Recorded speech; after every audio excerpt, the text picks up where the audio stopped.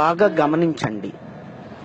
ఒకరోజు నేను నా మిత్రులతో హైవే మీద కారులో ప్రయాణిస్తుండగా ఆకాశంలోని ఏదో కనిపిస్తుందని నా వెనకాతల కూర్చున్న మిత్రుడు ఒకరు చెప్పారు.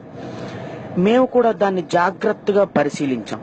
కానీ అందులోని బాగా సైంటిఫికల్ గా తెలివితేటలున్నటువంటి ఫ్రెండ్ ఒక వ్యక్తి ఇంకా దగ్గరగా దాన్ని పరిశీలించి అది ఏంటో కనుక్కుందాం అనే కుతూహలంతో చాలా పుస్తకాలని రిఫర్ చేయడం మొదలు పెట్టాడు. ఎందుకంటే ఆయన బ్యాగ్ లో ఎప్పుడు 2-3 పుస్తకాలు ఉంటాయి. తర్వాత ఆ పుస్తకంలో దొరకలేదు. గూగుల్లో వెతికాడు, అయినా దొరకలేదు. అంటే ముందు రోజు ఆకాశం నుంచి ఏమైనా పడిందా అని. చివరికి నా పక్కన ఉన్న ఇంకొక మిత్రుడు బాగా క్లోజ్ గా చూశాడు దాన్ని.